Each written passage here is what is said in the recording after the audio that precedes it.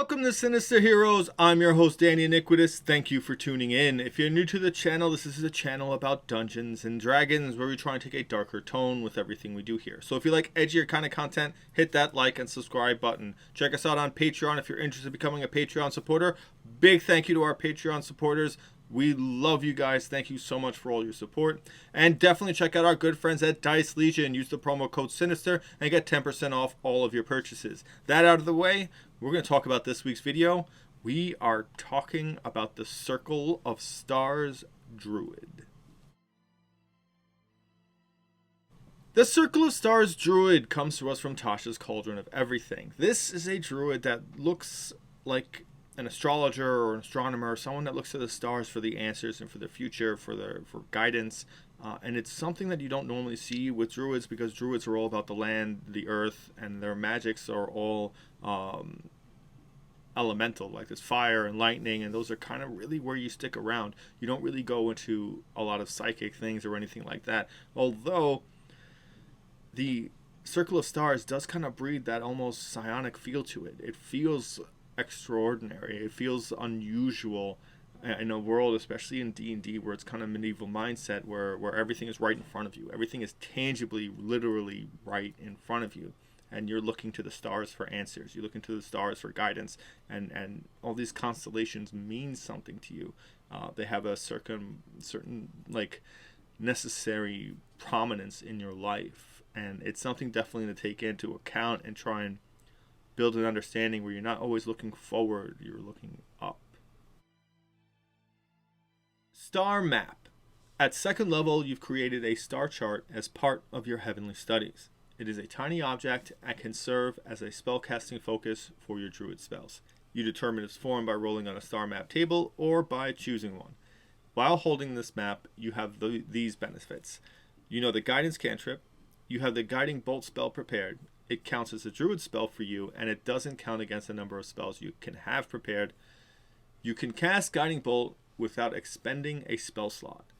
You can do so a number of times equal to your proficiency bonus, and you regain all expended uses when you finish a long rest. If you lose the map, you can perform a 1-hour ceremony to magically create a replacement. This ceremony can be performed during a short or long rest, and it destroys the previous map. You can pick one of the options. They do display a whole bunch of them that you can roll for. I think it's better just to make something more personable to your character, like maybe a meteorite fell and you picked it up, and that's kind of what sparked your studies in the stars, and you tied it to a staff or something, or whatever it is. Just to kind of make it personable and kind of make it tie in with your background or your species or where you lived your life or where you grew up before you started becoming a druid. Whatever that is, try and pull it together and have at least something that reflects that. I think it's a good reminder. It gives you an opportunity just to hold it and then think of who your character was. The guidance cantrip is a very powerful cantrip. It's awesome.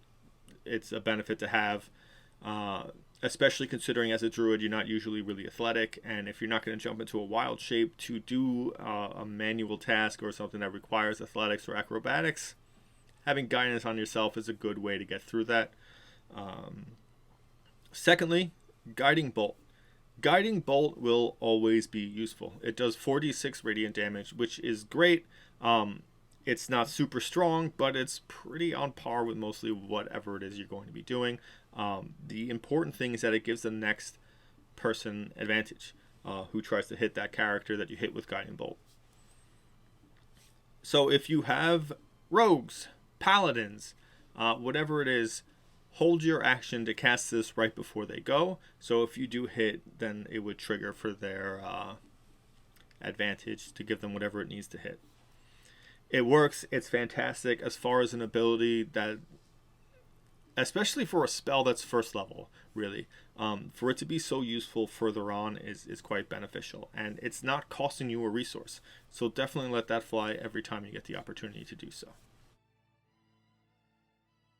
Starry Form. At second level, you gain the ability to harness Constellation's power to alter your form. As a bonus action, you can expend a use of your Wild Shape feature to take on a starry form, rather than transforming into a beast.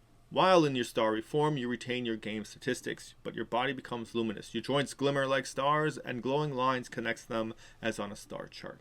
The form sheds bright light for 10-foot radius and dim light for an additional 10 feet.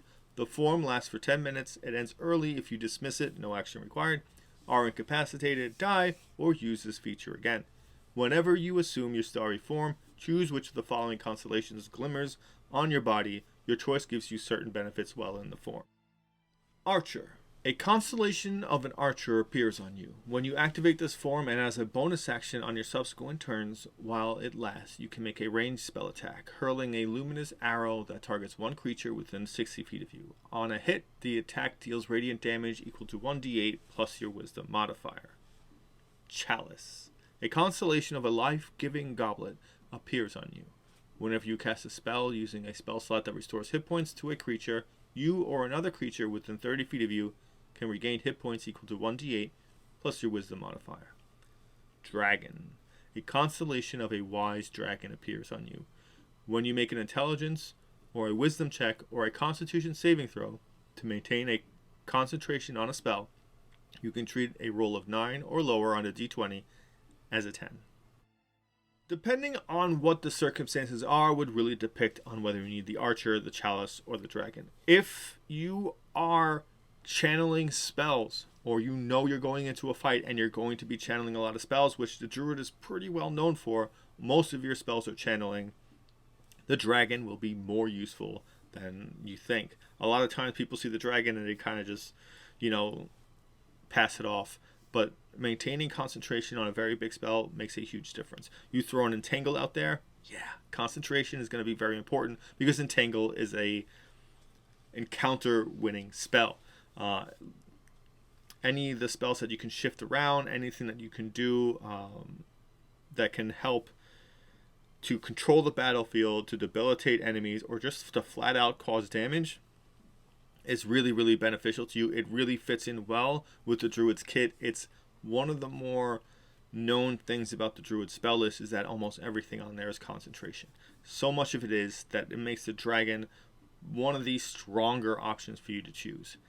The Chalice, it's great if you're in a difficult encounter or you have a whole bunch of people that are low. You can keep healing one and then bringing another one back up.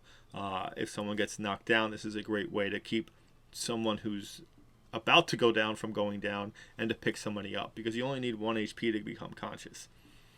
Depending on who's in your party and what they're doing and where they are, it's important to kind of make those smart choices, and this is on every spell that heals. So whatever it is, whatever you have at any level, you're always healing 2 people. It's always beneficial to do so. It can make a very big difference in surviving a fight that you really wouldn't normally be able to do so, and it's a bonus action to get into the starry form, so you can do that and then drop this heal or whatever it is. So Archer is interesting because it's very, very strong early on, dependent on where you are in game or what's going on. If you really wanted to, you could Guiding Bolt and then use Archer and use that spell attack and try and hit for that extra damage. Though most of the time I imagine it'll be better for you to use that for somebody else, but you don't have to take your action before your bonus action. You can always take your bonus action first, unless you need something to trigger in order to give you the availability to use your bonus action. That being said, you can use the Archer attack and then use Guiding Bolt. It's a great way to use that because you can only cast 1 spell per turn anyway, and if you're going to throw Guiding Bolt out there because you know what's coming up, you might as well use the Archer attack first. Cosmic Omen. When you reach 6th level, you learn to use your star map to divine the will of the cosmos.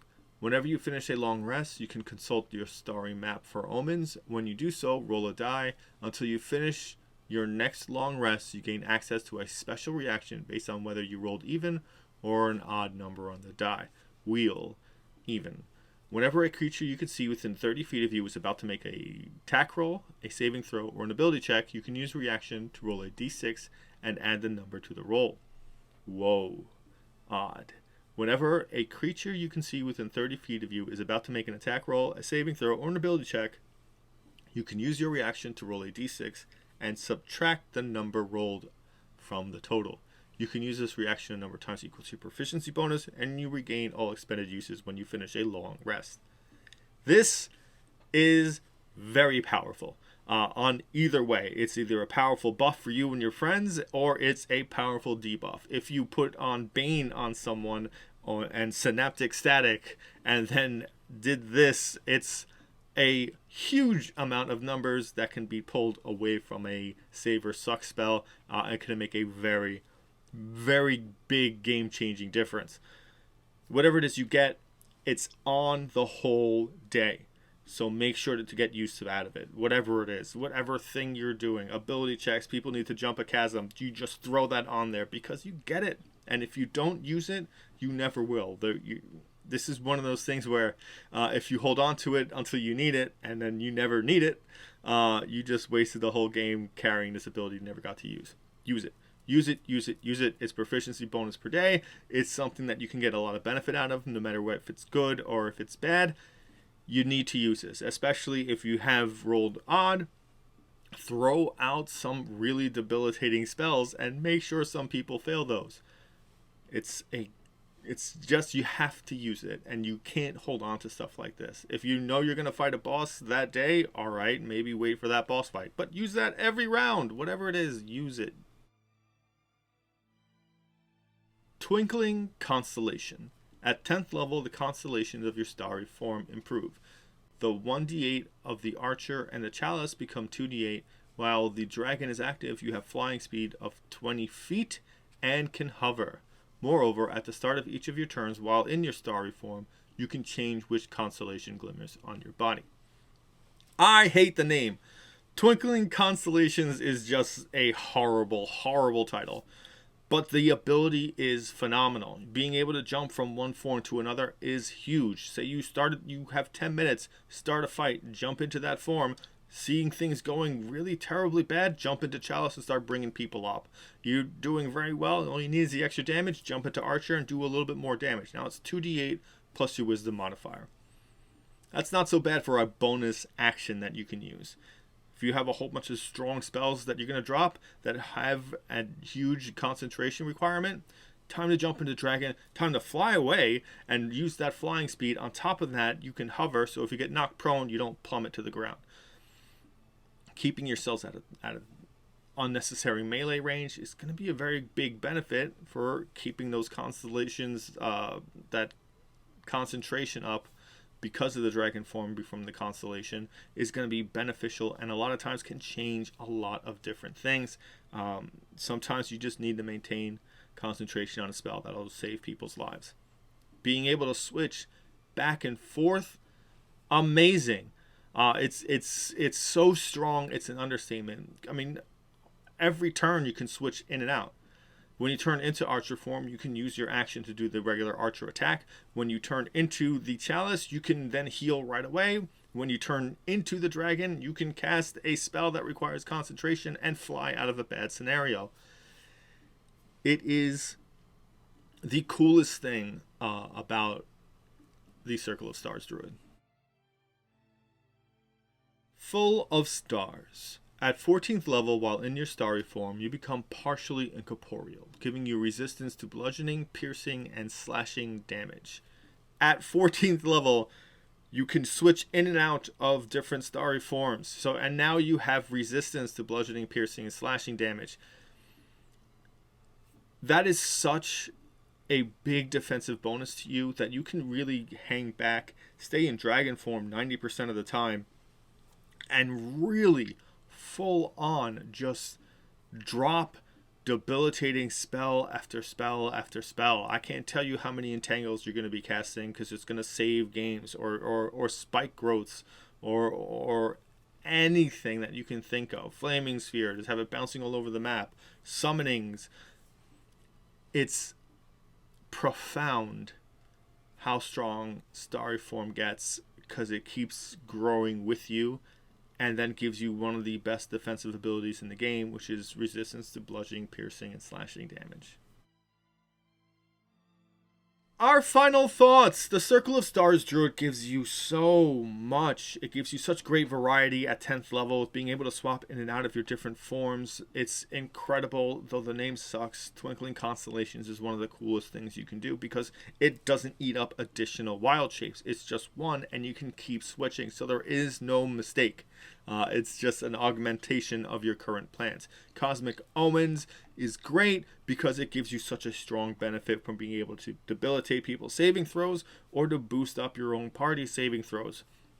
You see the wizard going to get turned into a sheep or a potted plant, just so close to making that save, and you just save them with Cosmic Omen. That is incredible. It's foresight. It's looking to the stars for guidance and knowing this is why you have this ability today.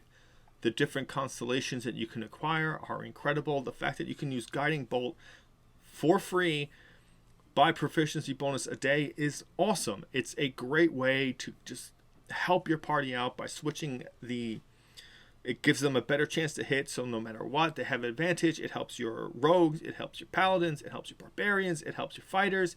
Anyone that's going to be taking that next attack. It helps your wizard if they're dropping a very big, hard-hitting spell.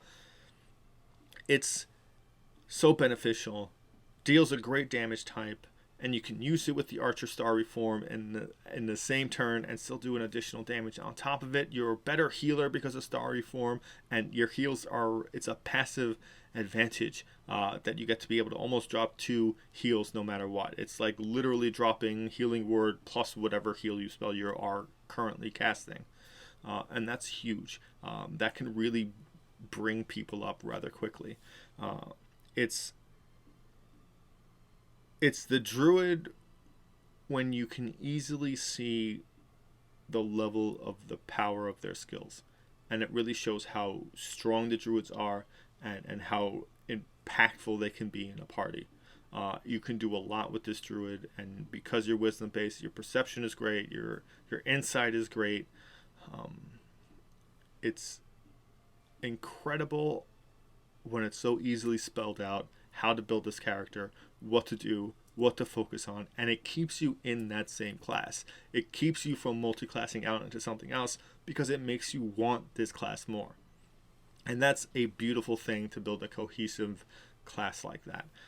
That being said, going to bring this video to an end. Absolutely try your Starry Druids. Circle of Stars Druid is amazing. Definitely want to hear if you guys have ever played one or had one in your party. Throw them in the comments. I'd love to hear about that. Big thank you to our Patreon supporters. We love you guys. Thank you so much. If you're interested in becoming a Patreon supporter, check us out. The link is in the description. If you need TTRPG stuff, you need dice bags, anything TTRPG related, check out our good friends at Dice Legion and use the promo code SINISTER. That being said, thank you for giving a spooky kid a chance.